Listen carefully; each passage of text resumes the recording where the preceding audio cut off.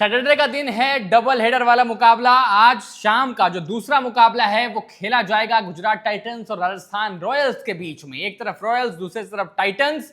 Rajasthan Royals अपना पिछला मुकाबला एक कमांडिंग जीत दर्ज करके आ रही है चेन्नई सुपर किंग्स के खिलाफ। वहीं गुजरात टाइटंस अपना पिछला मुकाबला पंजाब किंग्स से हार कर आ रही है।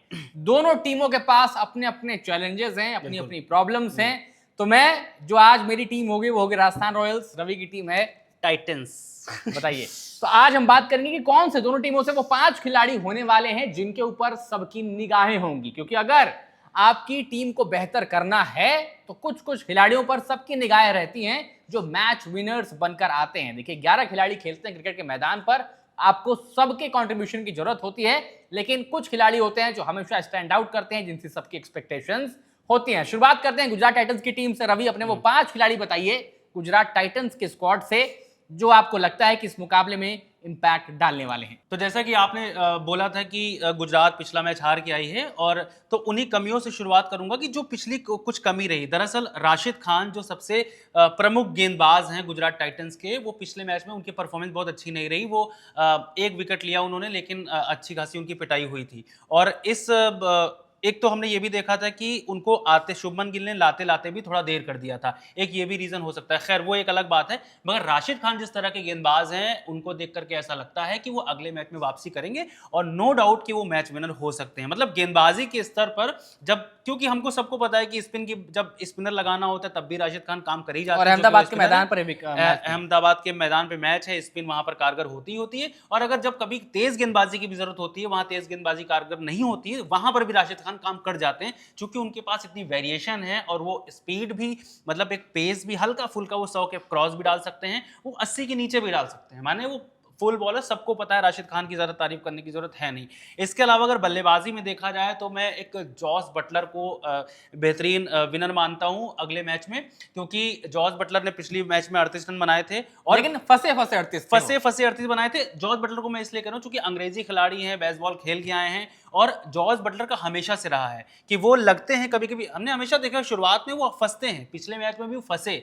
मगर अगले मैच में मैं ये नहीं कह रहा हूं कि जॉस बटलर कोई बहुत बड़ा तीर मार देंगे, लेकिन जॉस बटलर जिस तरह के खिलाड़ी हैं वो कभी भी गेम चेंजर साबित हो सकते हैं, तो इसमें कोई दो राय नहीं है। तो अगले खिलाड़ी अगर हम आपको बताएं तो तीसरे खिलाड़ी अगर आपको बताएं तो वो ग्लेन फिलिप्स हो सकते हैं। ग्लेन फिलिप्स की इसलिए क्योंकि ग्लेन फिलिप्स से बहुत सारी उम्मीदें बल्लेबाजी के अलावा फील्डिंग में भी रहती, और T20 जैसे फॉर्मेट में, इतना छोटा फॉर्मेट, जब ज्यादा रन चाहिए होता है, और हम अक्सर कहते हैं, अक्सर कमेंटेटर्स को कहते सुनते हैं कि कैच गया और मैच गया, तो ग्लेन फिलिप्स मान के चलिए, मैं इतना जहां तक सोचता हूं, जैसे जॉन्टी रूट्स के लिए बोलते थे लोग, जैसे युवराज सिंह के लिए, रैना के लिए बोलते थे, तो ग्लेन फिलिप्स भी उनमें से एक खिलाड़ी हैं जो रन बचाते हैं, कम से कम 15 से 20 रन जो निर्णायक होते हैं। और इसके अलावा बल्लेबाजी तेज भी करते हैं, मिडल ऑर्डर पर भी खेलते हैं, अच्छा खेलते हैं, और पिछले मैच में भी उन्होंने अच्छी बल्लेबाजी की थी, तो अगले मैच में भी कोशिश है कि वो अच्छा ही खेलें, और उम्मीद है कि ग्लेन फिलिप्स कुछ ना कुछ अच्छा खेलेंगे। इसके अलावा एक अनप्रेडिक्टेड जो हमेशा रहते हैं, वो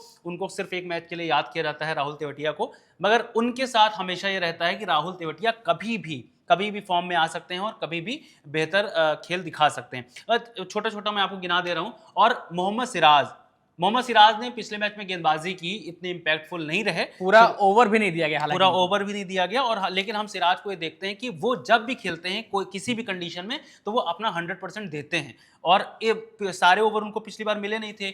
मोस्ट प्रोबेबली कि जो अगला मैच हो उसमें उनको सारे ओवर मिलें, और सिराज अपनी जो उनकी स्ट्रेंथ है उस तरह से गेंदबाजी कर पाए। आपने 4 कहे थे, लेकिन मैं शुभमन गिल का नाम जोड़ दे रहा हूं, क्योंकि शुभमन गिल एक मतलब प्रॉपर फुल बैट्समैन है, और अभी वो पहले मैच में नहीं चले थे, इतनी अच्छी बल्लेबाजी नहीं की थी, लेकिन इंतजार है कि शुभमन गिल कब अच्छा खेलेंगे, क्योंकि शुभमन गिल हमेशा कभी उम्मीदों पे खरे उतरते हैं।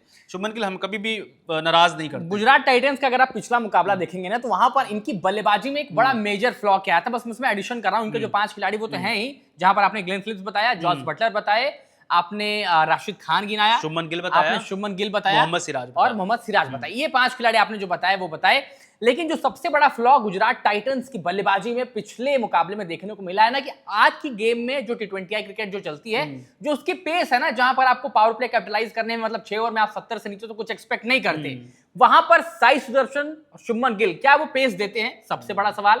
मिडिल ऑर्डर में जॉस बटलर बहुत कमाल के बल्लेबाज है, ग्लेन फिलिप्स अच्छे बल्लेबाज हैं, दोनों फॉर्म से स्ट्रगल कर रहे हैं। जॉस बटलर पिछले मैच में स्टार्ट मिली, रन भी आए, लेकिन वो जॉस बटलर का टेम्पलेट वाला बल्लेबाजी नहीं। तभी मैंने कहा कि जॉस बटलर एक ऐसे प्लेयर हैं जो कभी भी वापसी कर सकते हैं, वो कभी भी बढ़िया खेल सकते हैं। उसके बाद फिर आप देखते हैं वॉशिंगटन सुंदर को, आप देखते हैं शाहरुख खान को, आप देखते हैं राहुल तेवतिया को, अरशद अभी आपके पास बेंच पर बैठे, एक बंदा और कुमार कुशागर झारखंड के जो कि बेंच पर है। कुमार कुशागर की बल्लेबाजी में वो पेस है, वो तेज तरार गति से रन बनाते हैं, अगर उनको आप स्लॉट इन करते हैं तो वो मदद करके जाएगा जरूर आपकी टीम को।